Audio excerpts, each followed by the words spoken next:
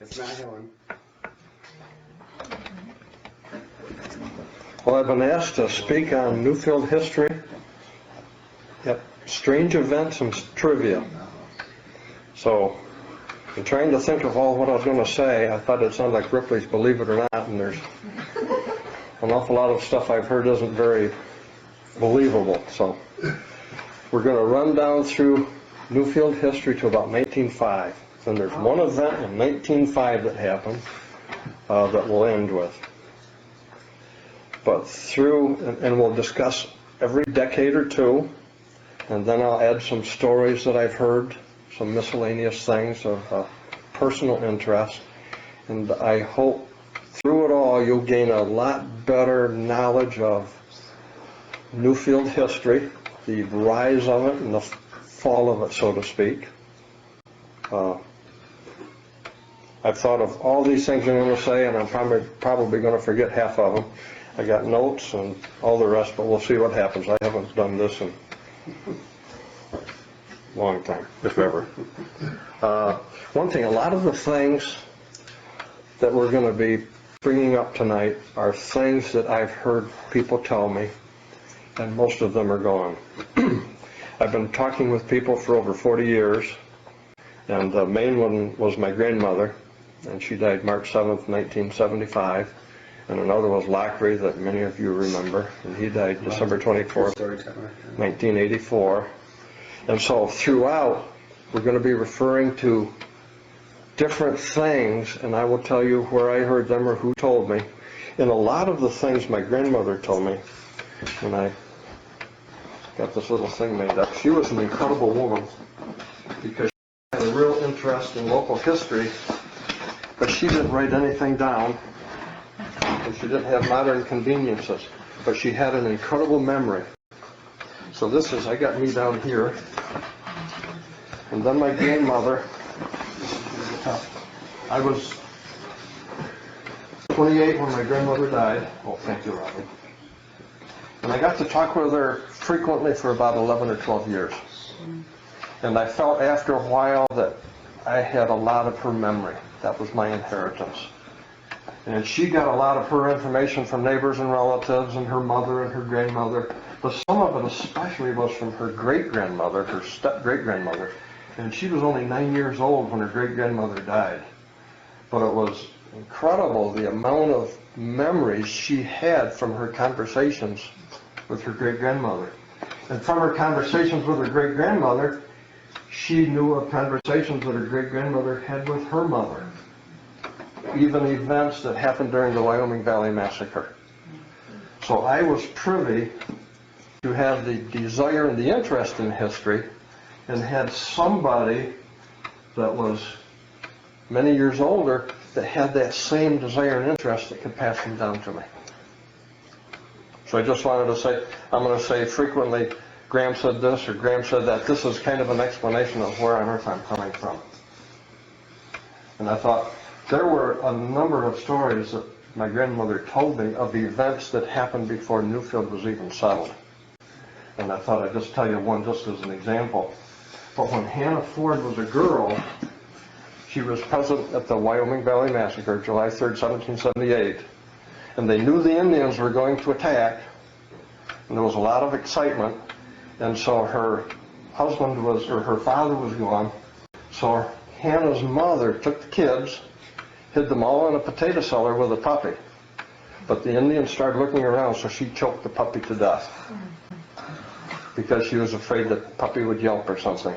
And my grandmother told me all these stories that came all the way down through. So, indeed, I'm very fortunate. And same with Lockery. Lockery and I went all over creation. And he loved it, and so did I. And I think probably half of you or more remember Lockery. What was Lockery when he died? December 24th, 1984.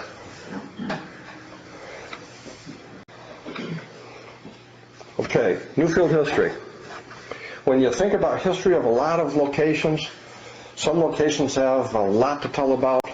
People have come up to me and say, what are the most important events in Newfield that influenced its history? It's in nothing. There's nothing that happened within Newfield that really affected it. Now, you can't say the same for Ithaca. Ithaca and Watkins Glen are twins, just for an example. But the land around Ithaca was owned under a different situation than the land over in Watkins Glen. It was developed a lot more quickly in Ithaca, and then you had somebody named Ezra Cornell that came along. So with Ithaca, you can point to facts that really made a big difference in what Ithaca is today compared to Watkins Glen. In Newfield's history was affected by its proximity to Ithaca, by its hilly terrain, by its altitude, by the rest of the economy and what happened in the Northeast and the rest of New York State. So Newfield kind of was like a little toy boat in the Mississippi River. It had no way to control itself or even to influence what happened if you look at it from an overall view. But it's still very interesting to see what happened here because of all the things that did happen. Until you really get into it, you have no idea that such things did happen. I guess I'm saying that right. Now, I'm going to ask questions, and I want you people to answer. If you're wrong, you're wrong. I might be wrong. But how many people think that Newfield was part of the military tract that was given to the Revolutionary War soldiers? Anybody here? No. Okay, be honest. It wasn't. Okay. The military tract was everything north of Newfield. Enfield on north, Ithaca, Dryden, Cortland, Cincinnatus, not as far as Bath, all the way to Lake Ontario. And it comprised of 1.8 million acres. It was a huge thing, and it was given to hundreds and hundreds or even thousands of Revolutionary War soldiers to pay for their service in the war. They got 600 acres apiece, and most of them never came to even see what their land looked like. Maybe 5% at most. Newfield was part of the Watkins and Flint Purchase. Now, who's heard of that? That's true. Now, the Watkins and Flint Purchase was transacted with the state in 1794. I see different dates. It was by 7 businessmen in New York City and lower Connecticut and up along the Hudson. The 2 men that represented the 7 were John W. Watkins, which owned Watkins Glen's land, and a man named Royal Flint. Don't know who he was. Of the 7 men, only one of them that we know of ever came to this area, and that was John Watkins. Another one had his sons inherited the property, and they were the Lawrences, and they built Fontainebleau over at Cayuga Lake. All the rest of them, they never came. They were out-of-town businessmen and speculators. Okay, I gotta forgive my artwork. Now, the Watkins and Flint Purchase was 363,000 acres, and you see different amounts because when they received it or when they bought it in 1794, a lot of spots had already been purchased. So the whole land was roughly 363,000 acres, but their actual purchase was probably 325 or somewhere in that area. Where's Connecticut Hill on that? Is that around 5? Right Connecticut Hill is right here. Okay. Okay. And so Connecticut Hill was, and there were 12 towns, and so you look at the old deeds, it will say town 6 of the 12 towns of the Watkins and Flint Purchase. They numbered kind of like a snake. Town 1 was down in Big Flats, pretty close to where the airport is. Goes all the way up to Watkins Glen, down Catherine, Montour Falls, Veteran, Horseheads, Eram, here in Banatton. And Newfield was right in the very middle, at the top. Was Newfield called Florence in the beginning? The village was. What? Florence. The town was Cayuga, the village was Florence. I'll get to that, okay? But Newfield was right in the middle. This line, we can see right now most conspicuously with Pahokah Road. It's right on this line, and that's the way they put Pahokah Road there for that reason. Also, the Kellogg's Corners Road from where the schoolhouse was up to Hiram Dassence's. I know some of you don't know who I'm talking about, but that straight stretch that goes through Kellogg's Corners and up past Jerry Rockwell's and so on, that was right in the middle of the Watkins and Flint purchase. Alan, so are you saying that Pahokah Road and Van Kirk Road are Parallel. parallel? Well, they're not parallel, they're on the same On the line. same Were line. they ever connected? No, no. There's a Pahokah Road up over hill there back to Curry Bridge, road extended up that Pahokah Road.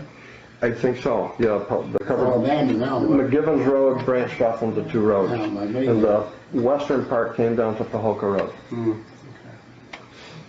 Okay? But, and it also, in the village, this line passes just this side of the bridge by the school. That's where it went through the village, okay? So that's the Watkins and Flint purchase. Okay? I'm sorry. I shake.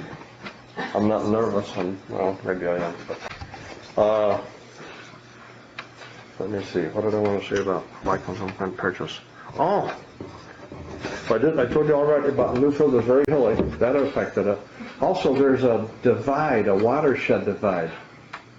If you go out to Missouri's, you will find, you can look from one hillside, from Corbell's over to the south hillside, and there is no creek, there is nothing there. There is no, that's a watershed divide. So the creek to the south of Missouri's goes down into the Susquehanna River and finally comes out into the Chesapeake Bay by Virginia. Where's it? You know what I'm talking about. Where's the water this side of Missouri's go to? Down through Lehigh Valley, down into the Cube Lake, right? And then where? Well, eventually Lake Ontario, right? Quebec and New Brunswick. Yeah. So the land from the village goes into the Atlantic over 1,000 miles north of the water that drains out of Pony Hollow.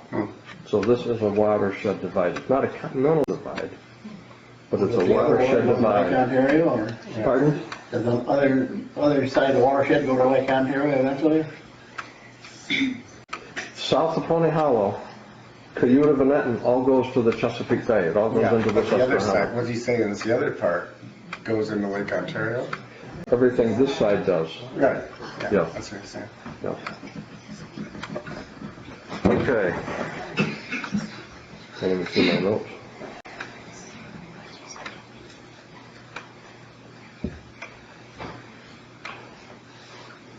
Oh, okay. So this is Newfield. This part roughly right here. And there were parts that were taken off. Okay, this is Northwest 7. This was known as the Livingston Purchase. Now, one of the 7 men was Robert Cambridge Livingston. Livingstons were an interesting group. But he died the year of the Watkins and Flint purchase. So his children inherited it, and his grandchildren, and I think finally even his great-grandchildren before the land was all sold off. But I thought I'd tell you about the Livingstons just a minute. There was a Robert Livingston that was in the Second Continental Congress. That was a Robert Livingston. They called him Chancellor Livingston, and he was very involved in the Louisiana Purchase. But he was Robert R. Livingston. His middle name was Robert, so he was Robert Livingston. Now this, and he was Robert Jr. So there were numerous Robert Livingstons. Good name. Now this Robert Livingston had no middle name, but he graduated from the Cambridge University. So upon graduation, he took Cambridge on as his middle name. But he was a wealthy man along the Hudson River. So this was the Livingstons owned this, and the Livingstons also owned this, which went down into Venetton. So these 7 men would buy the land up. Now one man called James Greenleaf within less than a year, the Watkins and Flint purchase was in July 1794. In May 1795, he sold 120,000 acres to the Johnson family. And so already there's two transactions within a year for the land that affected this. Now the Johnsons, I'll tell you about the Johnsons because that is where Connecticut Hill was derived. They bought land in the hundreds of thousands of acres in New York, in Delaware County, out in Ohio. They got in trouble with their school taxes in Connecticut. They didn't have the cash. So they made an agreement with the Connecticut School Fund to turn a certain amount of their holdings over. So I think they were aware of what land was best to turn over, so they picked Connecticut Hill. But when they turned Connecticut Hill over, it just wasn't Connecticut Hill. It was Pony Hollow and Bull Hill as well. So they called it the 16,000 acre tract, and Connecticut Hill is only 11. So Connecticut Hill was never owned by Connecticut. It was owned by the school fund. So like a tax lien, something like that? It was a tax, well, they really turned it over. They deeded it right over to Connecticut in 1800. And that was Robert Charles Johnson. And the part that was turned over to Connecticut also went over into Catherine, nearly to Cayuga Lake. So that's the Watkins and Flint purchase.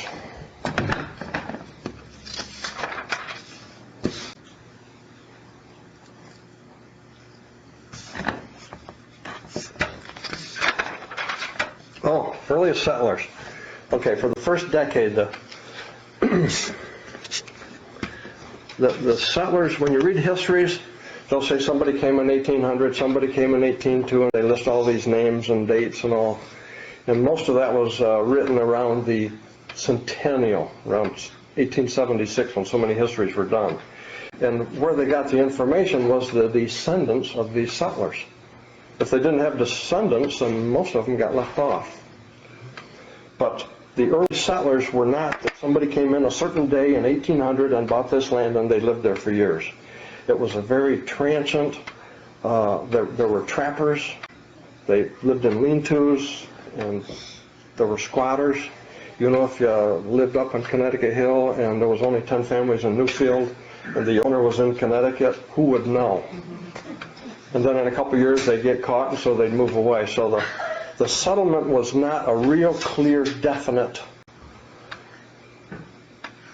situation. So I'm not even going to get into names and dates, but it was around 1800 in Newfield. It was the last part of the county. For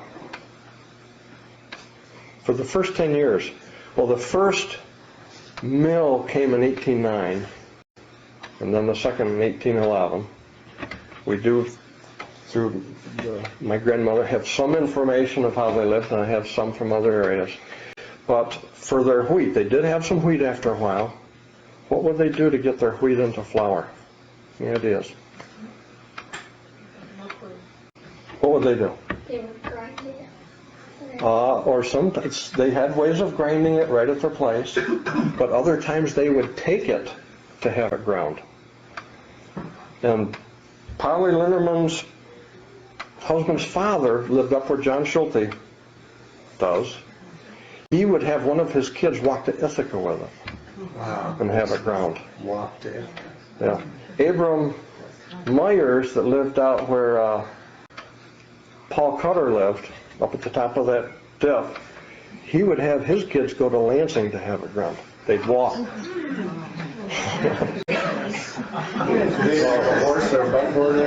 They would have a horse, but also remember, when they came to a virgin forest, now for a few minutes I just went up, what was it like 1800 to 1810? They had a virgin forest. What would you feed your horse or cow or oxen? I heard Dad tell the early settlers that got land cleared and grew wheat, they would supply a seed for, you know, a bushel and you get a peck back. So they're, Yes. What did they do for the year before they got the wheat? Yeah. So I'm not exactly sure what they did. I know Polly Lindman's father-in-law, they had a one room house up on where John Chaffee lived. They had a horse named Skunk, black and white horse named Skunk. This was a small room. They had the horse in one corner of the house, cabin.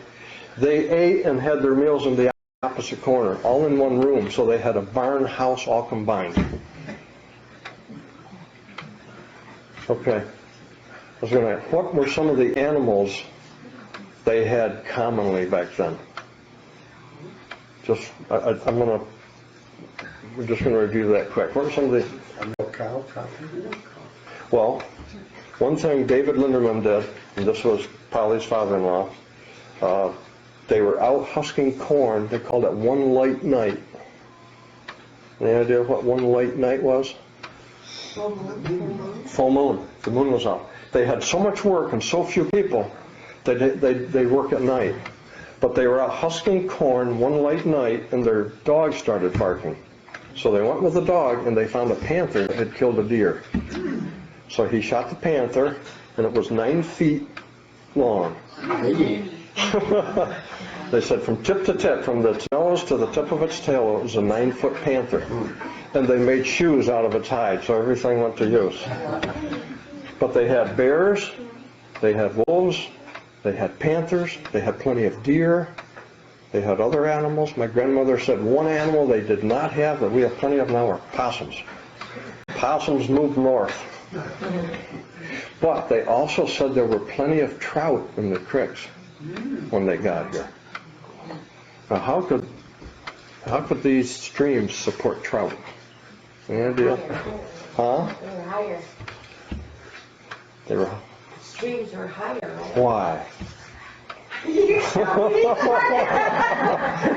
Why were the streams higher? Huh? Pardon?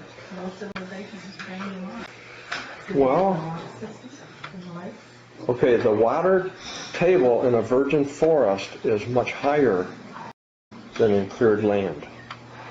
The sun can't drain it. The huge canopy would retain the moisture in the soil.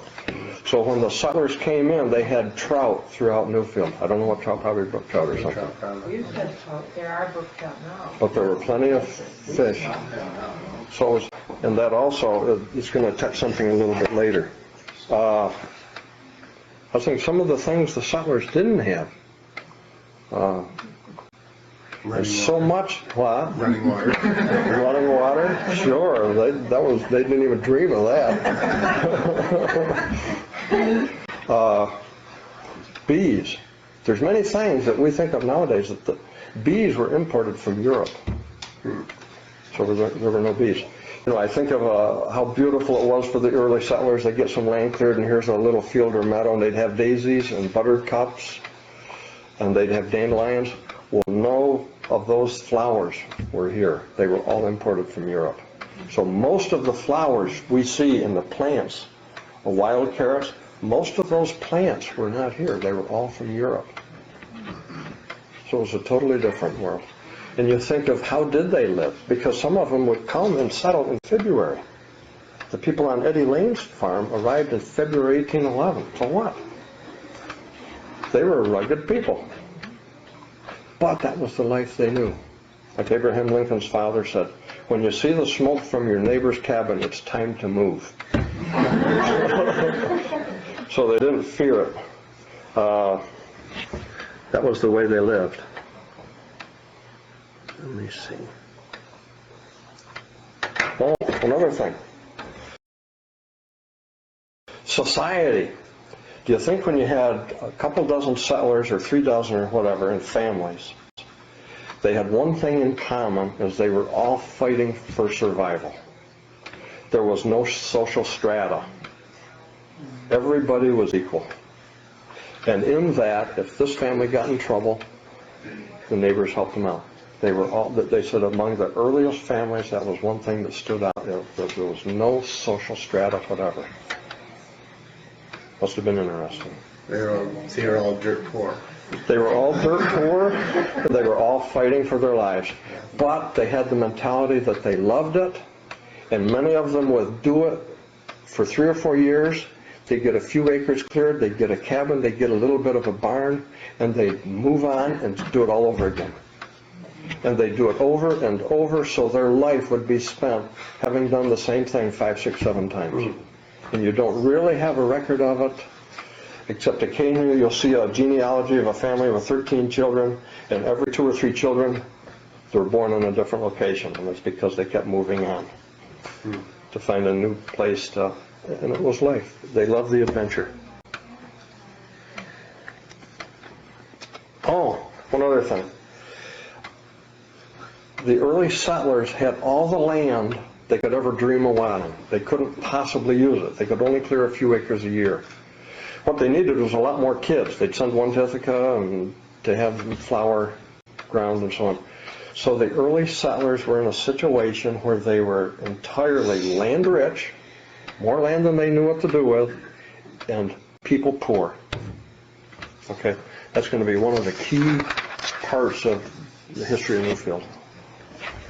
Okay, the village of Newfield. I got this handy dandy map that Helen made years ago. I found it.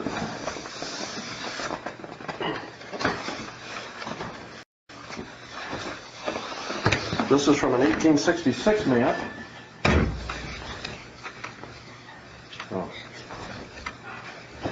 David, would you help me? Sure.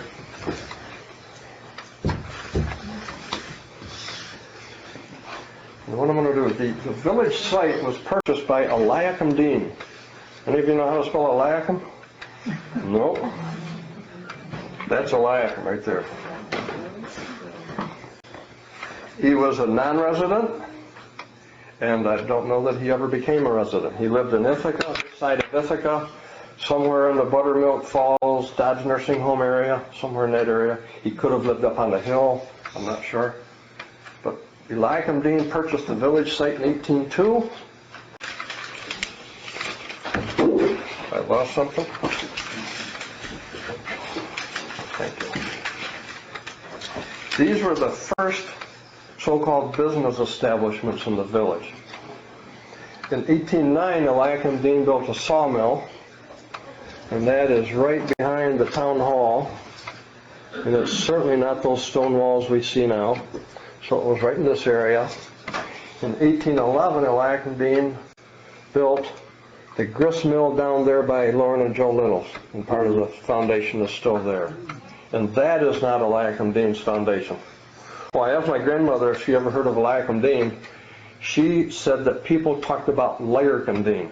And a lot of the people were from New York City, so they had that New York City accent. So she knew of a Lyrikim Dean. In 1810, it was Jeremiah Hall built a tavern.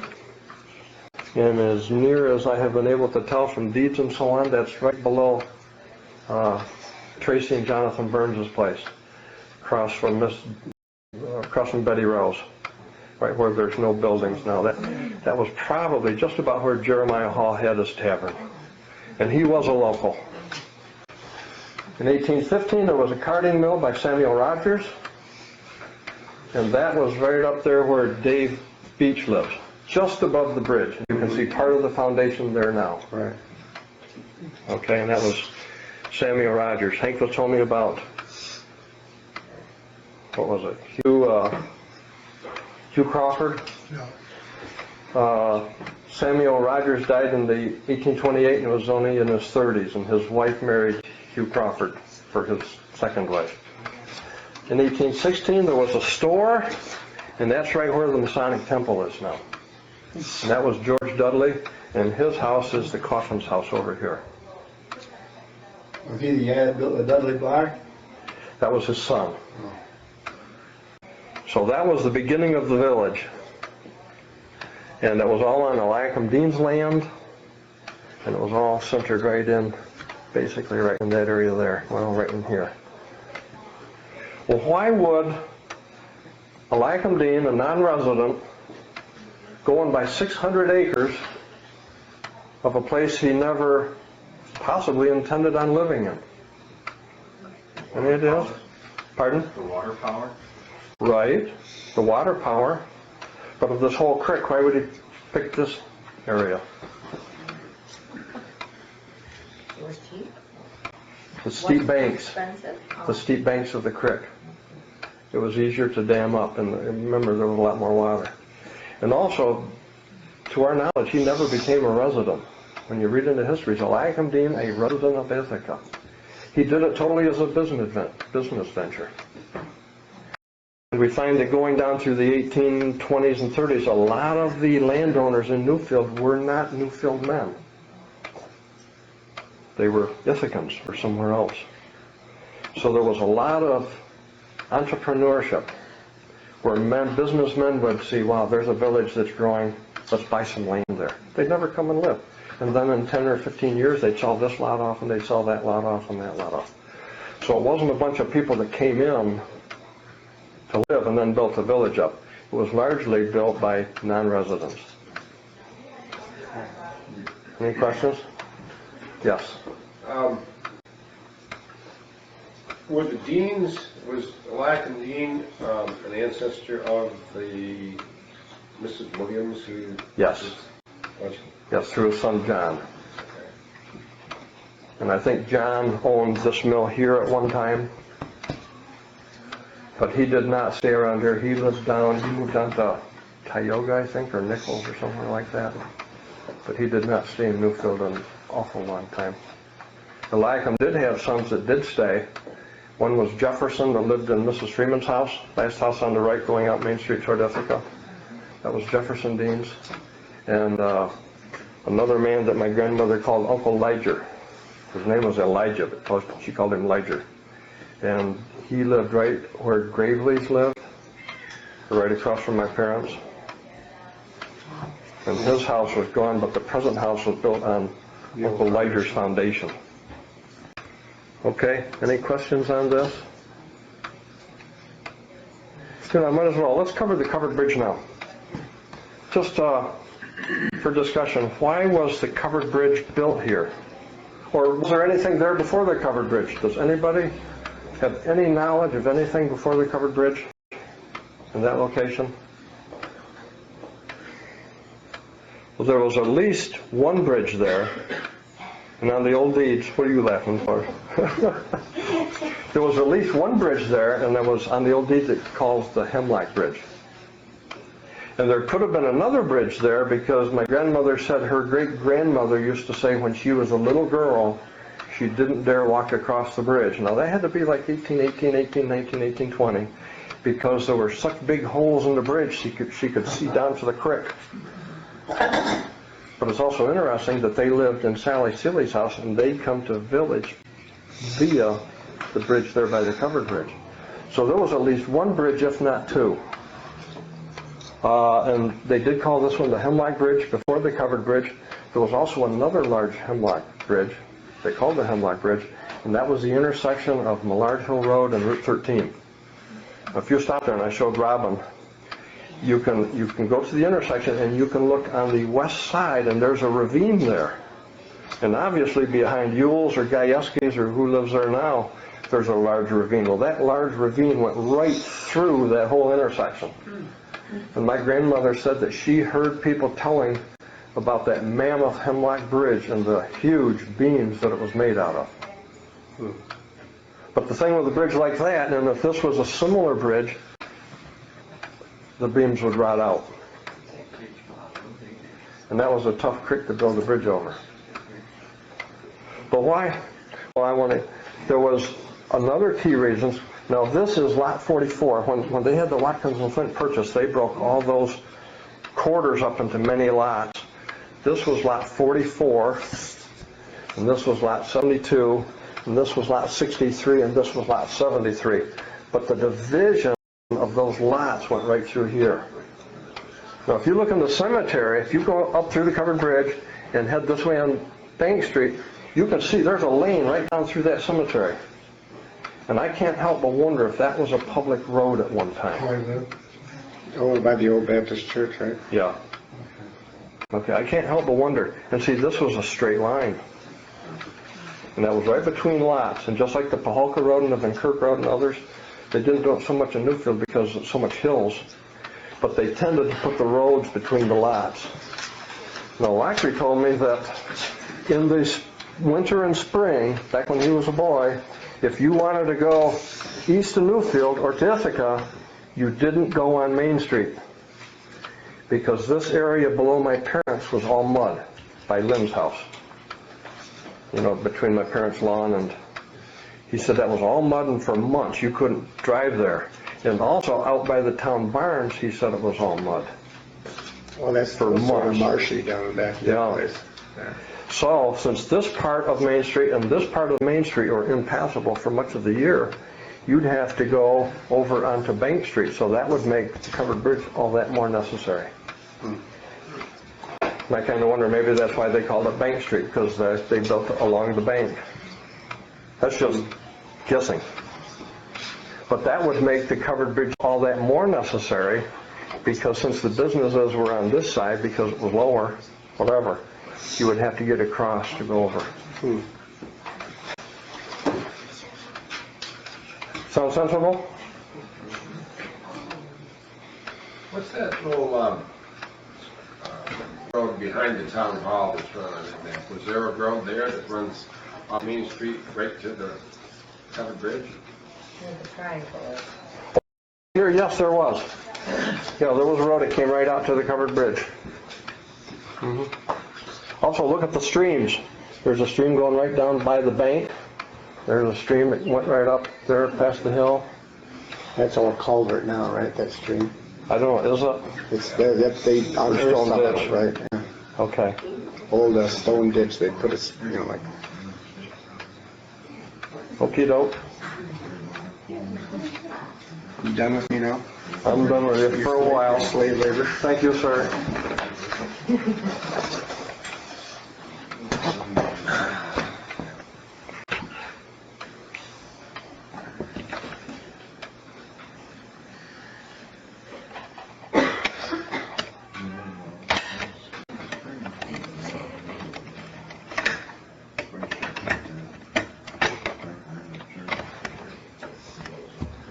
Oh, one thing I wanted to tell you about. This is passed down through the generations. There was a doctor in Newfield, Dr. McAllister. And have you heard of him? And he came to Newfield in 1814 from Vermont. And his sister's husband, Sarah Turner, her husband went out to Ohio where he bought a lot of land, but he died out there as soon as he got there. So the next year she took her children and went out to Ohio with her children to settle the land that her husband had purchased. But when they come through Newfield, they stopped to see her brother David, and she had a 15-year-old son, and she left him behind to become an apprentice physician. And he became a well-known doctor in Newfield, and then later in life he moved to Towanda, Pennsylvania. He became a state senator, and he became a very well-known Well, who was physician. McAllister lived up what you still call the Brook Road? The McAllister that you said lived up on the Brook Road? Yes, Was he was there, any relation? yes, that was his son and grandson. So, I thought there was another doctor, I think it was Dr. Abish. oh, he was a lot later. He looked like he was, back then, no, he wasn't. He came in what, the 1950s or so? Yeah. Okay. You're right, he was here. Several years, didn't he have? There were times when Newfield had a couple doctors. Couple doctors? Yeah, back in the 1800s and since. Okay, 1820s and 30s. They were clearing the land left and right. By 1820, I would expect most of the land had been purchased. But the practice was that they did not record the deed until the land had been completely paid for. So the maps and the deeds, they do not show it, because the farming was so hard that many of the people moved away before they got the land paid for. It was great for the land agent because he had a higher value piece of land. Would that default back to him if they? It defaulted back to him, yes. Yeah.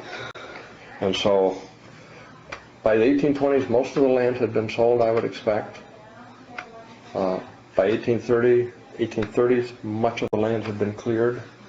They had a wolf drive in the 1820s where they had men that went all across the area and drove the wolves out. So your animals were certainly on the decline, your wild animals were on the decline. They had big families. By the 1820s and 30s, you had the second generation. A man would come in and buy 200 acres, he'd have 6 sons. You know, so what do the 6 sons have? Each 3 acres, and you got a problem there. My grandmother told me about burning bees. What did they do with the trees? I just told you, basically. They rolled, got a big fire going down the valley, and they rolled them down the fire. Yeah. So what did they do with the ashes? Potash. They lie on. Potash. Yeah. It was something they could sell. They couldn't get the lumber to Ithaca because the transportation was impossible. So they'd burn these trees, and like Bob says and Graham said, they'd have burning bees. So they'd get together and they'd get all their logs and they'd have a huge burning bee. A good family story on that. When my great grandfather clearing land up there, he was going down the valley, and he went down to see what. So they only started back out, and I didn't know he was down there. He started a log rolling down. There's a hickory tree there, and he got flat on that, and the log went right over it. People were moving west rapidly. I have one story here. I got a lady sent me a letter years ago. I'll put it back. I would like to mention, but time fails, give my love to all that inquire after me. Tell Father and Ann I'm glad they are contented in their hemlock country. This was mostly hemlock forest. A few exceptions, like that hickory tree. And I hope they will get as sick of it as I did of the inlet. Tell them, this is one big sentence with no punctuation or capitals. Tell them we can do more farming here in 1 month than they can there in 2, and raise more from 3/4 of an acre than they can from 3 acres. I think if they could see our garden, they would never want to farm any more hemlock lands. Well, the hills there were pine, not hemlock. I wasn't there. From what I've read and heard, well, right there, they call it hemlock lands, but that was valley. Or pine roots. Yep, and this is 1845. Where were they? Where were they? Yeah, where was that from? From Illinois, Oh, Kendall County. You know, So with letters like that coming back, they had something called chain migration, where one brother would go out, and then he'd write back to his brothers and sisters and his wife's brothers and sisters, and they would all go out. And I've been to cemeteries out in Ohio where you'd think you were going through a Newfield cemetery. They called it chain migration, and whole families would move out together. As a lot of the families here were from chain migration coming in. then how do you explain like the Mintues and the Draters who were out west? That was a lot later. Well, they had exceptions. And also, by the 1830s, you were getting this concept of land rich and labor poor was changing totally. Now the land had been cleared. You had broken some of these farms up among the kids. They were becoming land poor and labor rich. And with families of 10 and 12 and 14 kids, they were really becoming labor rich, too much labor, and that was also, they were moving off very quickly. Don't give up. Tell them what you want to say. Yeah. When did the schoolhouse come on the posters? Wasn't there a I don't know. schoolhouse? I don't know, I've read about it, it was right up on the corner. And I've never heard of anybody that went there. That it was a schoolhouse, the brick schoolhouse. No, nobody ever knew about anybody going there, so I can't. It's an unknown schoolhouse. There was an early schoolhouse over next to the cemetery before the yellow schoolhouse, and it was right where the western part of the cemetery is, and that was part of the village. And as you can see up in Sebring Corners and up on by Rita Hoskins' house, up in the Cutter District. Yeah. Oh, and where else? Nettles District, where there was a schoolhouse. Very often there was a cemetery right behind it. Why was that? You know, Judy? No. Because the schoolhouses acted as a church. Oh, of course. And if they had a funeral, Okay. and they'd use schoolhouses for church on Sundays. So if you had a death and a funeral, they made the land right next to the part-time church, right out in back. So your earliest cemeteries are where a schoolhouse was, although the schoolhouses are long gone. That was the situation here on Bank Street. The yellow schoolhouse was there first, and then the cemetery was after. So that cemetery probably goes to 1810 or earlier, although the stones aren't there. Reed Hoskins owns there's a Carter School. Color School. Yes. And then there's that cemetery up there on Sebring and Trumbull's Corners Road. Sure. Okay. There was a Cemetery also has Connecticut Hills where what your mother taught, right? Yeah. And that's an early cemetery, but see, there was a school right next to it. Okay. Can't think of any others right off. Nettles District. But the other cemeteries, like Trumbull's Corners and Estabrook and Chaffee Creek, those are 1850 or after, because there was no schoolhouse right there. Okay, we're wandering. 1820s and 30s, the village was developing. There was, as far as I can tell, a Ithacan named Archer Green that owned land going up South Street. He offered land to the Baptist Society for a church. They turned it down. That was in 1832. They turned it down because Kellogg's Corners was developing as a village, and they were planning on building their church up in Kellogg's Corners. Most of the members were from the south side of the village, so they turned it down, and so Archer Green went to the Presbyterians, and they apparently jumped at it because they built the church very quickly. And so this church right here, that's behind the bank, is the Presbyterian Church. The only fellows. Yes. So that was the Presbyterian Church, and it was built on land. And apparently Archer Green was pushing his own financial interest by getting a church in here to, build the village up. It's a supposition, but it's very logical. In 1833, the Baptists and the Methodists together bought land for a church, and that's where the present Methodist Church is. So a year later, when the church got built in 1834, the Baptists were out of it, and the Methodists built their church. And then in 1842, regretfully, the Baptists had run out of any acreage in the village, so they had to build on the other side of the creek. That was in 1842, and the steps are still next to Driscoll's garage.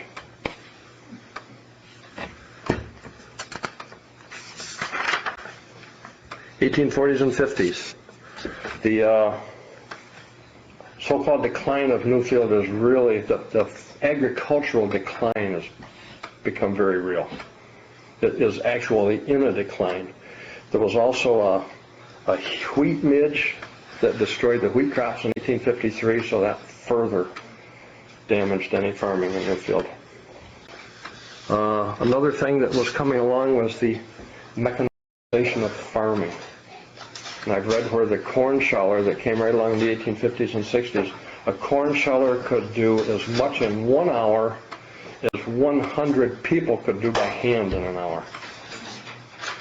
So you get things like a corn sheller, you don't need the people anymore. You think you have to try primitive, but I think it. Pardon? So you think you have to try primitive nowadays, but. Yes. You do it. Yes. Now, was that run by pedal power or electric or what? That corn sheller. That's that man right next to you. He's Well, familiar with them. I remember seeing one up at my granddad's, but I couldn't remember how it was. Great. You just run the corn cob in there, and boy, the trees and animals were disappearing. I don't know when the trees disappeared, but the animals were certainly going fast. There was a time where there were no deer in Newfield, let alone the wolves and the rest. But there was no deer in Newfield. Absolutely gone.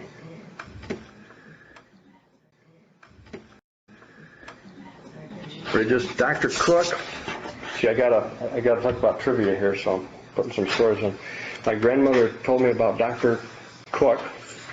His real name was, it was C.C. Cook. His real name was Christopher Columbus Cook. Things like that. Some people called him C.C. Cook, CCC. Some people called him Chris. Some called him just Dr. Cook. But he had 3 children. He built this brick house over here across from the town hall, probably in the 1870s.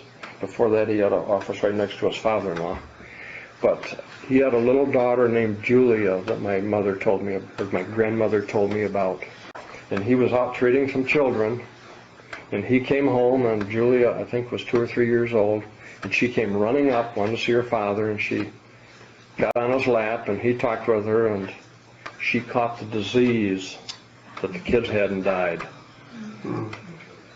So after the Zines sold their place over here at that auction, Julia's stone appeared up the next to Dr. Cook's stone in the cemetery. She died on Valentine's Day, I think in 1849. But that was, pardon? It appeared, it was never there before? No. And it had concrete stuck on it, so apparently it was in part of the foundation or something, so it came out of, Oh, that's cool. but it appered right after Zines sold their house. You think they buried her up there? You think maybe I think she was probably buried right over here. On your place? Well, I think they lived, George Dudley was his wife's father. Uh-huh. But there's something we need to discuss real briefly. Many of the people were buried right on their own places. Going back to the settlers and right after, where would these people bury their family members? That's it. Or up under the apple tree or anywhere else.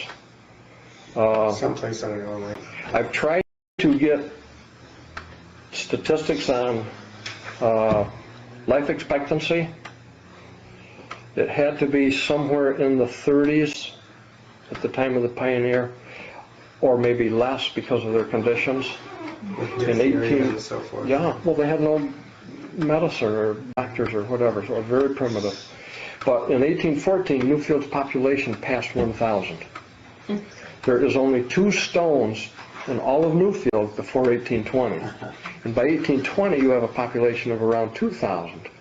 So if your life expectancy is, let's say, 35 years of age, you could have had 50 to 70 people dying per year. Now, are you taking into account some of these old family cemeteries too? They don't have stones. I've copied 140 cemeteries, and there's only 2 stones in Newfield before 1820. Okay. That's with Sebring and all the rest. All right. And so I would Take a little trip. You and I will take a little trip. Sure. There's it. Glad to. There's one 1799 in Vanetton, but that's an exception. But I would expect up to the 1820s, less than 1%, that's my own guess, or maybe 1% of the people that died were actually buried in what we would recognize as a cemetery. There were many people lost in childbirth too. That would really knock the average down. Yes, if it was even counted in. And many times these people didn't even recognize the children that had died as a few days old. Or they'll just have a little square stone like over in West End, or it's just a son or daughter or something. Yeah. In some of the older cemeteries, you'll find many of these little field stones around. If the cemetery has not been cleaned up, you'll find many simple field stones. They could be burials. But by and large, they wouldn't have the means, possibly. I just don't know. You just don't see the stones. Yeah. Okay, 1860s and 70s. There was great prosperity during the Civil War, partly because of the war itself, partly because there was severe weather in Europe, and there was a real shortage of food. So the prices of food went way up. And that's where the farmers got their money to build such beautiful houses in the late 1860s and 1870s. The farmers did very well around here in those periods, in those years. Transportation started getting very interesting because Chicago was on the rise. There was companies like Pillsbury and Armour that could process meat or flour.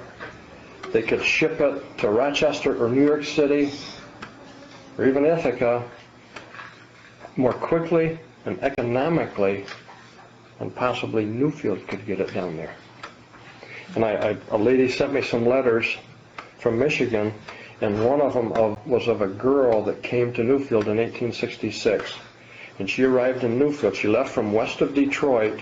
She arrived in Newfield the next day. So transportation had really become pretty decent by the 1860s and 70s. So was that by rail then? That was by rail across Canada, and then she took a ferry down Cayuga Lake through Rochester, and then she took a ferry down Cayuga Lake to Ithaca, and then a wagon ride home. And she arrived the next day. Wow. And that was from 100 miles west of Detroit. The people got in sort of a panic. They felt if they didn't have a railroad to get their produce to the cities, they were in trouble. So there was a big thing about building railroads, and New York State passed some laws in 1869 and 70 to encourage railroads. They repealed that very quickly. Newfield was part of this panic or whatever to get a railroad. How many people know parts of the Pennsylvania and Sodus Bay Railroad? A lot of people. What happened? What can you tell me about that railroad? What I know about it is that they got it, the railroad bed actually, goes across our property by Lester's. Right near their place, right by Little, Goes right across. Yeah. right through, Down through Little Tree and comes out across from on Piper Road there. Piper Road. Right Down on. below Myers. Comes down through our property. Comes right out by, right through Sturms. The empty lot up there in the corner is going to be where the station is. What Yeah. we've been told. But one big problem with that railroad, that it was going to cut Ithaca out of the picture, and so Ezra Cornell financed another railroad and put this one out of business. Finance the Lehigh Valley thing or something? And put him just about on You the, want the line come to it, so you block them getting credit. yes. if anybody wants stock in it, I got $100 when you're home. But so many villages bonded, Newfield went into debt, tens of thousands of dollars. Do you know what it was? 50,000, was it? And they just paid it off, I think. Do you know, Al? They just paid it off, I think, in the 50s finally. But so many railroads were being chartered and then going down, the state passed a law just a few years later to prohibit these railroads from being. But what backfired for the people that did get a railroad is they didn't realize they were trying to get a railroad to get the produce out, but it backfired because the same railroad brought the produce in. And so it just accelerated the decline of farming in the Northeast. Oh.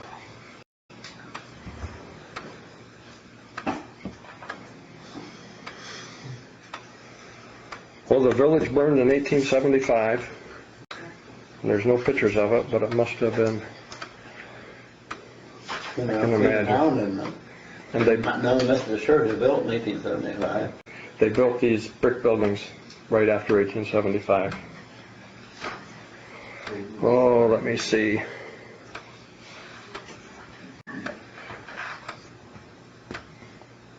What was the population in 1875, do you know? 1875, I don't know. I don't know. I thought I'd tell you about two colorful men. Well, one colorful man that Lockery and some others told me about, and that was David Barnes up on Barnes Hill. Does that name sound familiar to anybody? What was the name? David Barnes. David Barnes. He had a mill, and Lockery showed it to me 35 years ago, so and I'll bet that the mill was not as big as this table. And there's a lot of rumors as to what that mill could have been, and one that was told, and Lockery and I go around, and different people know about David Barnes over in Benetton. One said he perfected perpetual motion up there. And on the census, it lists David Barnes as insane. I've seen that. And they used to tell how he chased his wife around with an axe. He'd go around that, he'd just chase her around. But there were, and then one person said that his mill, his tiny mill up there was a creamery. So I don't know. David Barnes was a colorful character. There was also David M. Dean. 100 years ago, there wouldn't be a person in the room that didn't know who David Dean was. He was the grandson of Eliakim. His father was Jefferson, that lived out here where Mrs. Freeman lived. And my grandmother said, her mother said that David Dean was picked on substantially when he was a schoolboy because of his middle initial, M. He had no middle name, but when he was born, his mother died in childbirth, and her name was Matilda Dean. And so the kids all called him Matilda. But that was, his middle initial was for Matilda. There was also D.B. Stewart, which was David Barnes Stewart, and he was the first mayor of Ithaca.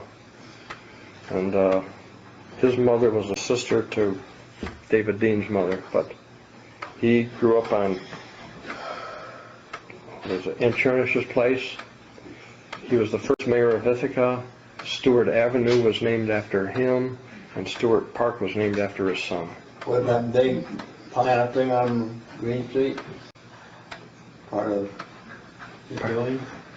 I don't. Remember that big building that Stewart on it? Oh, I don't know. Right where the handicap buildings are now? No, I don't. But he ran a cigar factory in Newfield, but back then they spelled cigars S-E-G-A-R.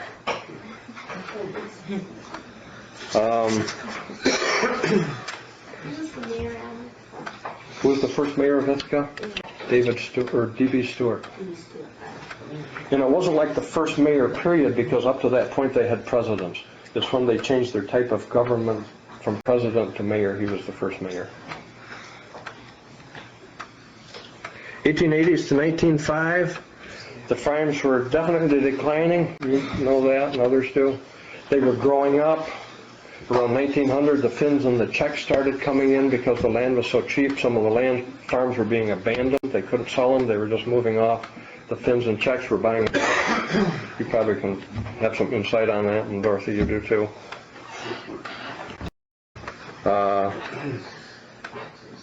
So the land was growing up again. There was a coal mine on Connecticut Hill, so to speak. Anybody know about that? Yeah. Pretty old cemetery. Well, I've been to it. I go up toward the tower. Oh boy, where Tompkins lived, and took a left and went down in there, and I could see where it was, and it caved in. And it caved in, and this. Went there and take it off the surface. What I heard is, and maybe I'm not right, but what I also heard is J.D. Smith dug the coal mine, and he built that store in Trumbull's Corners, and he planted the coal in there to try to sell his land. Could be. It was about the only way he could figure out to sell it. So he dug a mine, put a lot of coal into it. That was the coal mine. It doesn't make sense there'd be coal on Connecticut Hill. Okay. When I was a kid, I lived over here. Same place my father lived when he grew up. Same place my grandmother lived. And my father told my brother and I time and again, be careful in the creek. 2 little boys drowned in there. Well, when I got old enough, I asked my grandmother about that, and she said when she was a little girl, she was told, be careful. 2 little boys drowned in there. Well, I got to the bottom of it, and the 2 little boys were Freddie and Willie Starr, and they were 3 and 5 years old, and they were playing on the ice just below this bridge, this Zenas King Bridge, and they fell through the ice and drowned. Some deeper pools up there. Yeah, that was Freddie and Willie, and their parents lived right in Herbie Drake's house. I feel like I'm leaving people out, but I think most of the people know where I'm talking about. But it's the second house up South Street. It's the one just below. Yes, yes, and that's where Freddie and Willie Starr's parents lived. And they were buried in a double white casket right on the edge of the bank over in the old cemetery. January 8th, 1880. Czechs and the Finns, 1900, early 1900s. That's about it. I have one last thing I was going to tell you about. Is there any comments or questions?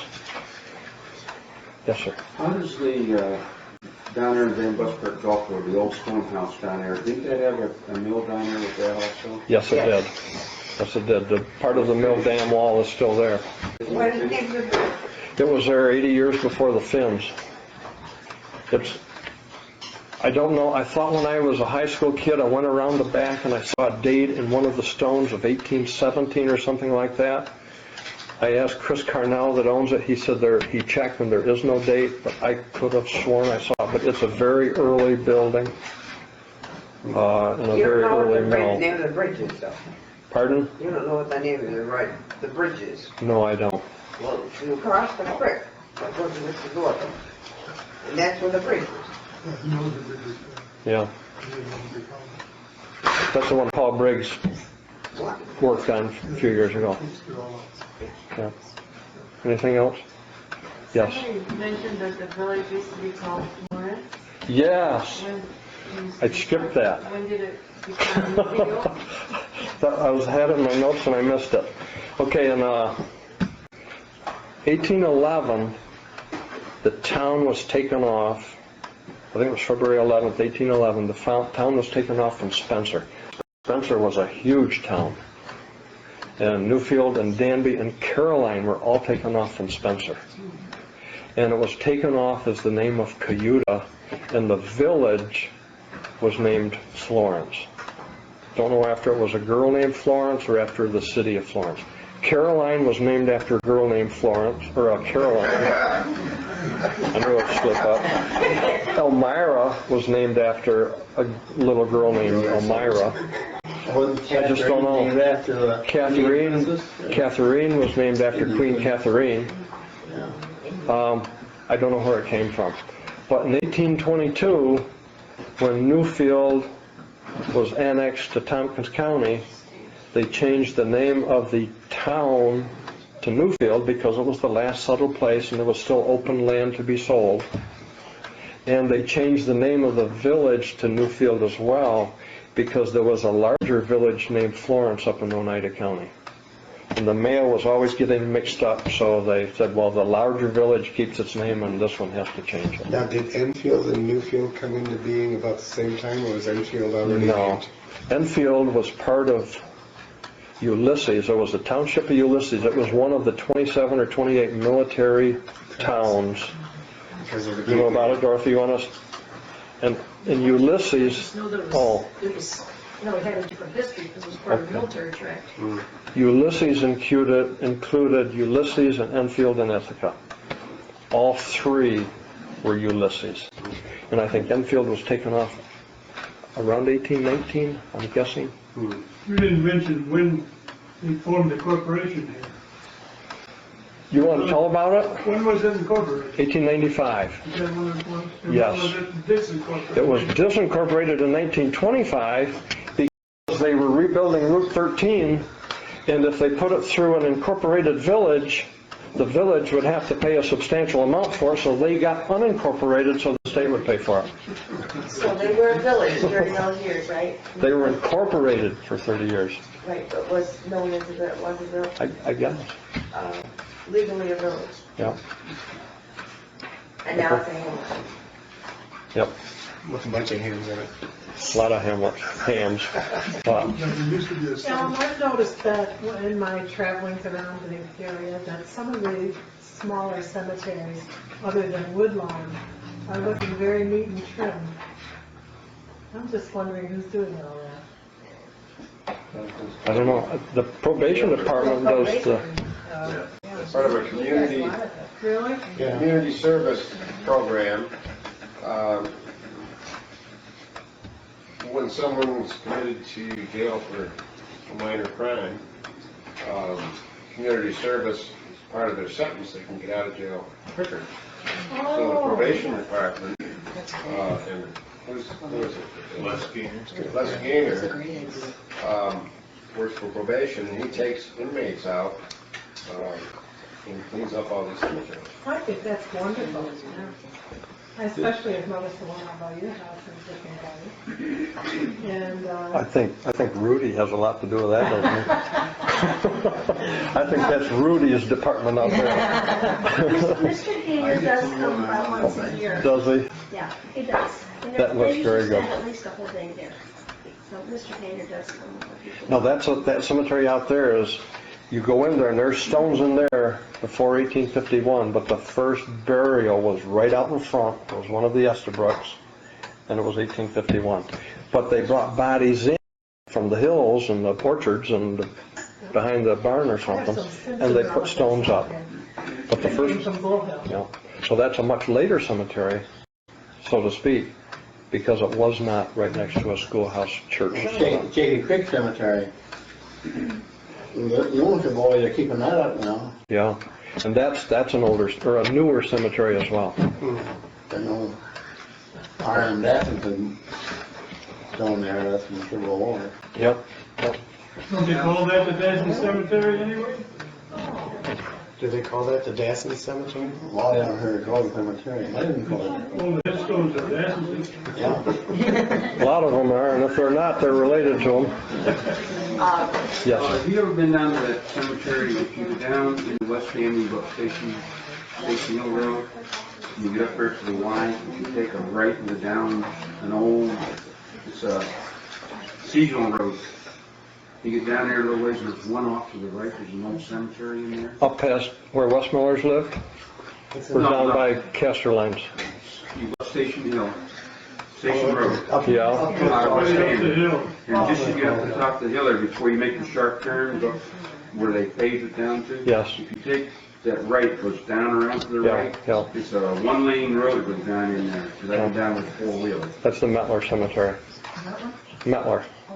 Because I've been down here, in fact, I put Jan down it, there's some old ones. in Yeah, they call it Metler sometimes, they call it Green sometimes. there. No, We still are. we still Yeah. are. On the top of the cemetery, there was one when I was growing up, right, on Cedar Village, next to the tavern there. I think it's Yeah. called the Brown Cemetery. Brown Cemetery. Was there a schoolhouse there, or that was a later No. cemetery? Not that I know of. It was just Abraham Brown's land. That's an earlier one. That's probably 1830s or something. That's Abraham Brown's. In that cemetery? Pardon? I don't know, stones there? Yeah, probably 25 or so. It has those, Outline with the big maples. it has the two rows of, double rows of maples going up to it. And there was a double row right down next to the road, but as they widened the road, they went through one row and then finally another row. Do you remember it, or Hank, do you remember it? But it was two rows of maples all the way around. Do you know where we're talking about? Over by the Sebring Hill. Out right next to the house that Pudweta built? Right, right. They're still there, you can see them. Yeah. Anything else? And one last thing I wanted to tell you. What? I think, if my memory is correct, that Hiram Dassens is not buried in that cemetery. Hiram Dassens' grandfather's brother, Hiram Dassens Is, but not the Well, man that fought in the Civil War. He's not buried there. He's buried in Georgia, but they put his name on the stone. Is that where He died at Andersonville, or when Andersonville was split up. But there is a Hiram Dassens name in that cemetery. There is, yeah. Died 1864. But the Civil War soldiers, they're not sure where he's buried. Because he died, they don't know. Right? Jane Drake found it, and it was down in Georgia. It was in Georgia? Yeah. Anything else? I hope you people enjoyed it.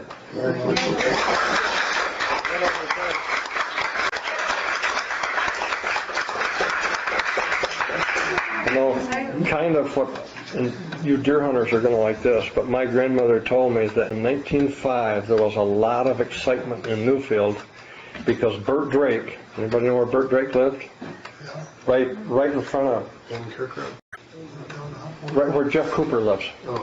Go out to Estabrook Cemetery, take a right, go up toward Connecticut Hill. Bert Drake lived in that house back there on the left. Bert Drake saw a deer, and it was amazing. Nobody had heard of such a thing. This was when? This 1905.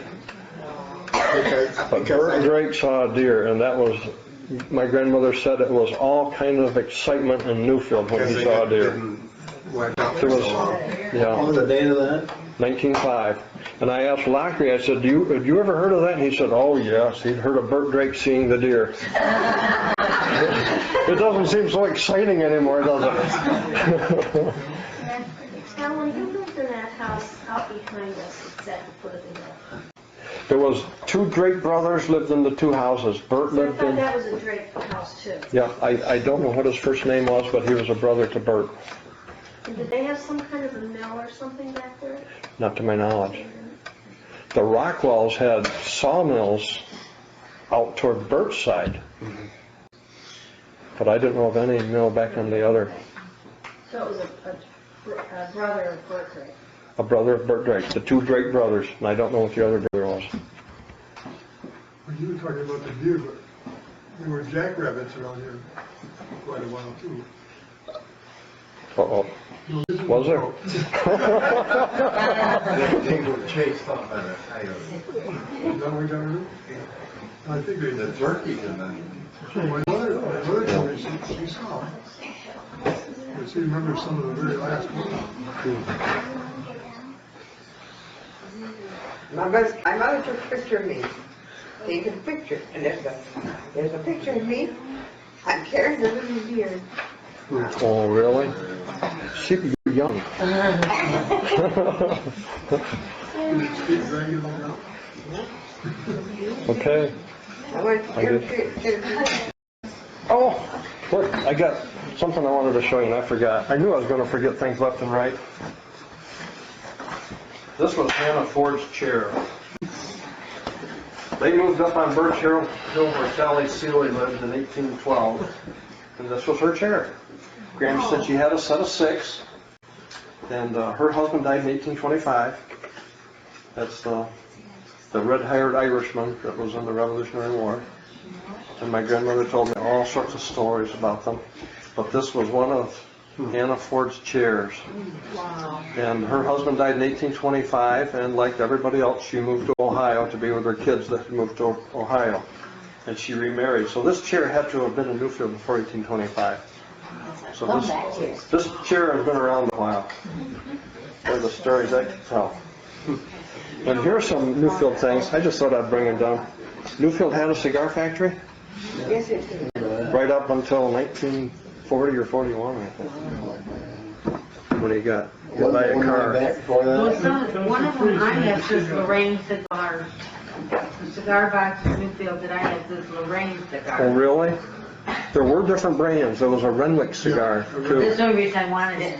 I got it because it says Lorraine and it was Newfield Cigars. I have it. No, one thing I was going to say, I've forgotten to say a lot of stuff, but you know. Yes. But every little hill in Newfield had a name to it. Even the little hill next to the school in front of James's. Anybody know what the name of that hill was? That hill had a name to it. What was it? Hatmaker. That was Hatmaker Hill. That was Hatmaker Hill. Where the football coach lives, that was Hatmaker's. And where Skepsis lived, that was Hatmaker's. So that was Hatmaker Hill. Now on Bank Street, on the east end, that was Brickyard Hill. And I've seen other names, Potash Hill, and I don't know all the. We had some big bricks there. Yes, they did. Newfield, made out of that brickyard there? Yes, it was. Yeah, Lynn? That depression blanket is supposed to go back to there. I was gonna have you elaborate on the brickyard. You know, or Hank, you know anything, any details on the brickyard? Well, the brickyard down the inlet. Yeah, there was one there, the one on the corner there was the river. When it was kind of the custom when they built a village or built buildings of brick, they would erect a brickyard close by.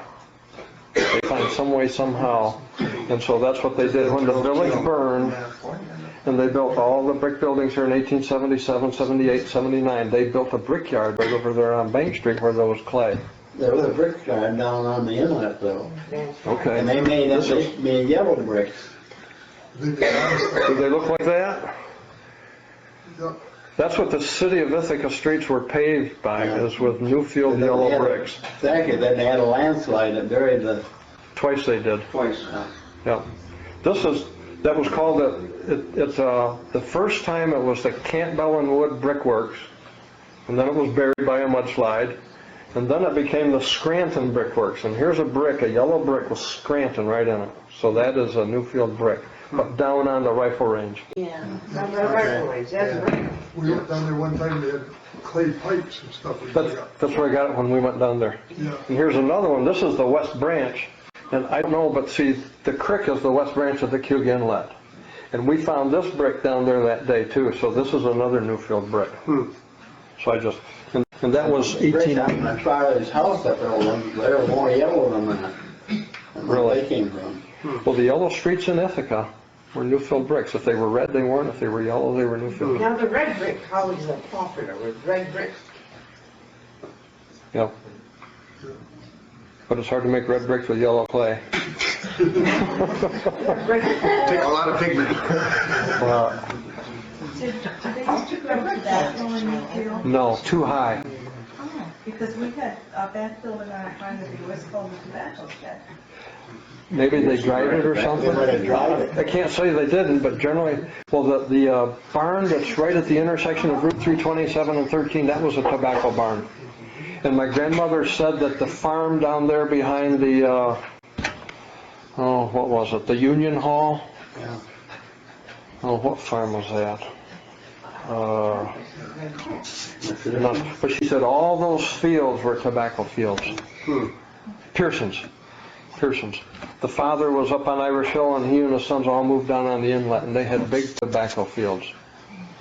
But the tobacco it needed a longer drying season, so it was mostly in the valleys. I have a tobacco barn in the back of my house. Was it Pearson or McPherson? Pearson. It was Pearson. Yeah, Pearson. It was three brothers, Nick, Ed, and Pierce.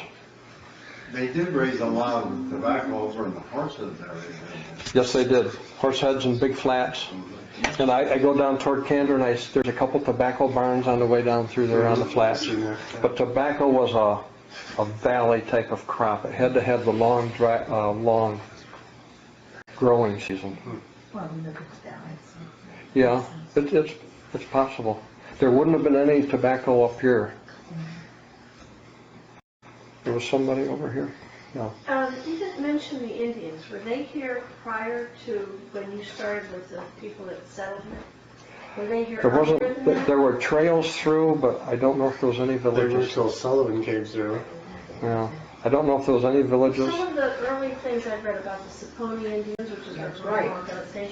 But I remember when Oh, but they were late. They didn't come until their tribe was decimated down in, what was it, Carolina? South Carolina or North Carolina. So what And the year would they remnant, have been here? Approximately. 1750s, 1760s. It was quite late, and they weren't here long. And it was just a remnant. Same with the Tuscaroras. There was just a remnant. So there really weren't that many here. No. And they weren't here long. Glenn Norris, who was to the Connie Clark one, he wrote a pamphlet, Footpaths in Tompkins County, which covers this whole area. And Yeah. there were any Indian trails he had recorded in that pamphlet. Yeah. It was very interesting. I remember him, and I've talked with him, or did talk with him. He thought there was a possible burial site right over here behind George Dudley's house or Coffin's house, but there was no real village or settlement. They generally liked to be near water where they could fish and so on, and there was just nothing in Newfield that apparently they found conducive to a village, although there was some activity, but not much. And I'm no Indian expert, but So they just weren't here very long. Saponis were out in Pony Hollow, and that's where Pony Hollow got its name. It was Saponi Hollow, and they dropped the S.A. And I read the other day that Sullivan didn't find them. That's what it was. Really? Yeah, that's what this little article said. Well, didn't horse heads get its name from all the dead horses? Sullivan. Well, Expedition, I got this Sullivan's pack horses were worn out, and so they shot them, and Yeah, well, I heard then when the settlers came, they found the skulls. You can't kill them all. Uh-oh, Judy. If that is true, then what was all this fuss about Connecticut Hill a few years ago, that the Indians wanted back? And That was just land they wanted. It wasn't that they had been there much, was it? hadn't that land been theirs? Well, I don't know. I think they felt that all of it was or something. I think some people wanted the state land to be traded to them. Yeah. I think it was because it wasn't owned by individuals. But well, I'm too young for that. Sure. I'm younger than David. 3 months. Not much. Yes, When are you sir. going to have another presentation? Yeah. Oh, 10 years. No. Next You over, gotta please. do it, you gotta do it, Alan. Yeah. I don't know, tell me what you thought. I had a hard time. Any one of the subjects we talked about tonight and all our interest. I had a hard time preparing for it because I didn't know, I didn't want to bore you people and I didn't want to talk about things you weren't familiar with. You could go so from, much. And I forgot an awful lot of stuff I wanted to You talk. could just sit here and just reminisce of meetings. Or we could go about from lottery and 1900s to the 1960s or something. That's boring. The 1800s are kind of mystery and that's, Yeah, it's so hard to find out about. because it's a transition from the manpower to the Yeah. to the steam Yeah. power or whatever. Yeah. You could do it from 1900 to 2000, and there was a lot of influences or a lot of changes then. Yeah. Just like in 1900, well, my grandmother said when she was a girl, and I don't know, she lived out on Kirk Road, just about, well, in front of where Rod Heffron lives. And she was only a mile and a half or two from the village, but she said and she'd tell me how they did everything on the farm. But she said during a whole winter, they'd only come to the village 3 times. And so that's not like they had to come down for sugar every week. Yeah. Their farming was self-sufficient. And that was turn of the century. So you take the self-sufficient farms, and she was close to the village, talk about Irish Hill, you know. In 2000, the village, really the business part has basically been taken over by Ithaca. But you had a whole transition where the people earned their income on their own, on their farm, self-employed, till after the Second World War and some before the Second World War, they went to Ithaca for jobs. Or some of them moved to Elmira to get factory jobs. Yeah. And so there was a whole change in lifestyle and thinking. Yeah. But it seems so familiar, it seems kind of boring, but whatever. So maybe it's going to, but not that. Some of these kids that weren't around in the 60s Yeah, or 70s, I maybe. know, I think. 50s, 40s. She was even later than that. No, in the 60s, but I was little. Okay. I mean, they, yeah. Yeah. Great for. You know, The part where, when Dr. Abish was here. I remember that. They'd invite the girls back so they could hear about Dr. Ennis, yeah. They came all the way from Florida to hear. That's right. If they've lived here any length of time at all, you know a lot of names that you mentioned. I just saw Rita here a couple of weeks ago. How about I've seen her. Dr. Abish and his wife had some interesting things they could have told. Sure. Or she's still alive. Yeah. He just moved to. She's, yeah. He's living with the. Yeah, She is living with Rita? Rita now. Something, right? Yeah. Yeah, Okay. they sold the house. He said, you know, it was only been about 50 years, but she's been gone. Yeah. She has a little apartment in Rita's house. Well, Rita told me that her mother was finally moving out of her place. Dr. Abish had been to Germany. He was afraid anybody who would bleed, he just sent him to hospital, because couldn't stand the sight of blood. Absolutely, that's true. Because when our Kevin got hit by the car by the covered bridge, he just stood there and said, "You take him away. I know touch him. You take him away." I mean, it was terrible. I mean, he'd been, you know, went right under the car. Wow. And that's all he would stand there and say. And Wayne picked him up off the table and we went right to the hospital. Now, he So gave they me, said it had, like she's saying, it had something to do with his earlier life, but he was fine if he didn't see blood. And wasn't it when Red cut? Yeah. It's like cutting his toes off, same thing. He went down to Dr. Evans and he said, "You have to go to the hospital." He Well, was in maybe the it was an hospital for 10 exception days. because my name was David, Wow. but I got my head cut open. And Ray McIntyre started carrying me down to the doctor's office. And it was a bad cut. And Dr. Evers sewed it up. There's, you know, Well, all I know was with blood, Kevin, we had to blood. carry him, he would not touch him. Maybe He because said, you know that. I don't touch him, I don't touch him. Yeah. And I mean, I held him, and I mean, I was just saturated when I got to the emergency room. It was not fun. We can, you know, there's an awful lot of interesting research that can be done on any number of these periods or topics. So if you people, if anybody's interested in doing some, boy, oh boy, couldn't But just on the mills or just on any small aspect, there is so much to it that you wouldn't dream was even there. And also, Dr. Abish gave me Warford, that rat poison. Dr. Abbott was good to me. I called him that morning, it made me sick, I'm never gonna take that again. Oh dear. Okay, Red. On that note. We hope to have many more talks with Alan and other people, and we really appreciate you coming here tonight. I think that you've all had a good time and enjoyed yourself. I'll coach you. And we have a form that we'd like to have you take and fill it out and get it back to us. Give us some ideas of what you'd like to see the Historical Society do. So let's give Alan another hand.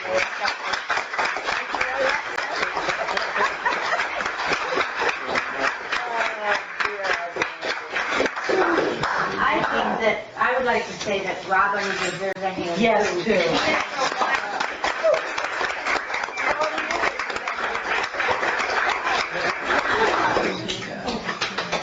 Well, thanks for helping, David. And release her and get her back to us. Alan was antique appraisal, is that where I guess the age of all the women in the audience? Yes, absolutely. You can get away with it. Hello there, sir.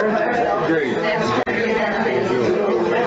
gotta expand a little bit. Wednesday. You gotta expand a little bit. Really? What about that? Oh, okay. What about when you alluded to the check migration and glass? A lot of input on that. Oh, yeah. I'm very check too. Those Sublins and Glasgows and all the good people. Get that gravel and rock in down there. Yeah, is it in there today? It was tough times for the people. Because I was gonna go down. They did well, though. My wife's mother was Actually, when I got in today, she got it pretty bad. Her three older brothers and sisters were all alive. They were 94, 95, and 97. Boy, they were tough. and to be Lived up on Lincoln Hill. That's what my, and he's going to be bringing stockpile and teaching materials. Hard work means strong What I heart. had him do is Along there. yeah. You wouldn't think they were 80. We look like 95 or something. we can afford topsoil. Right. Unbelievable. We can just get some fill in there, and then the contractor Joe will be enjoying to have this procedure back here in a couple of weeks. Nice to hear. I'm way back. Getting up today. And I also, it just click today. Somebody like yourself. Everything fell in place. The contractor had a truckload of fill right there when I stopped to see it. I spent a lot of time at Lockery and my grandmother, especially and others. Yeah. Orson Swartler. Dr. Quinn Casper, he said They're all long gone. bring in some. That was the main source for everything, you know. They'd all been, my grandmother would be 118. The highway was here getting lunch, and so She's been on over 30 years. they're all going to be bringing some. We got lots of dirt coming in. Dirt or gravel? Dirt. Now, I'm not really, I don't know what to do with The that. kilns are sinking right into the ground. When we went there, you could see the kilns. My understanding is she wanted it along the wall. But they were just laying around. Where we had the shed down there before you moved. Not many, but I picked up a couple, three. Yeah. It is. That's neat though. That section and the sidewalks. Scranton B10. And I think she's talking about putting some along the road line. No, they're more recent. They're 1900s. She's in a hospital. I think that's probably Yeah, I talked Scranton Brickworks, that's the 1900s, and the Campbell and Woodwork Works, and I don't know if that's Campbell and Wood or what. But it got covered with a mudslide. I'll get down. I'll get you out there. Started up Now in Scranton 78. Brickworks, and then that got covered with a mudslide. So they had the machinery right into the vein, and it'd rain or something, and it just... I figured, at least, yeah, that's just.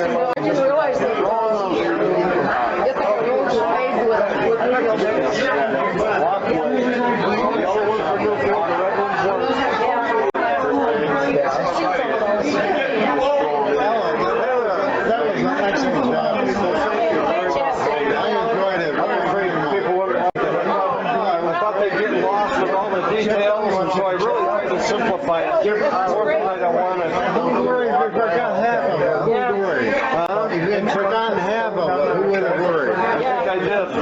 Yeah. Enjoy it. Everybody's stressed. Down there is all gravel. How would a person do research on some of these things? I mean, what sources? You know, if you don't know, It's according to what you're talking about. There's ways, it's tough, but there's ways. Just like with the deeds and the landownership. For social deeds, you have to get the surrounding property to see who lived next door to a place. And then, they write up the deed in 1840, and they tell after 20 years, they just copy the deed over, so it has the same bordering properties. Then they tell them again, here you got this proposed bounded on the north by somebody that died 40 years ago. So, you know, it's detective work. A lot of them just don't find. But if you get enough detail, it's like a 2,000-piece puzzle. Every piece by itself is nothing. You get a whole bunch of them together and you see patterns. You say, wow. Some Archer Green that offered the names of the Baptist was the Newfield. And Eliakim Bean was the Newfield. And Zenas Torres, when they sold the land to the Methodist, was the Newfield. And you get to see after how these guys were just in for the business. And I saw where a mill was sold to somebody. Don't drop that. Thank you for coming. And all three buyers were residents of Ithaca. West Branch, Abram Dudley and James Nichols and William Lewis. I can't see. All residents I of lost Ithaca. my eye. Wow, how about your mill? This one I can see. Yeah, I can see West Branch. Well, it was a partnership for business. I can see a little bit Then of they it. hired a local to run it. See, I got this. Oh, cool. I can't see on one eye. where'd you find these down at Rifle Range? That's where the brickyard was. There was no brickyard on 9th Street? Yes, there was. Earlier. Right there above McIsaac's house. Yeah. On the north side of the hill, toward the bottom. We're about halfway up. Or even less, third of the way up. There used to be all pieces of red brick in the ditch there. Well, I dig up bricks once in a while. Pieces, no full bricks like that. It's red brick, it's not this yellow. Whatever it is. When Alan Everhart built the house where you live, my father took me down there and wanted me to buy that. Yeah, you did. Why not? Because I don't want to live down here where everybody, you know, I want to live where I can go out and piss if I want to. I do that right now. Main Street or not, it doesn't matter. I just stand there with my hands on my hip. Yeah, I know.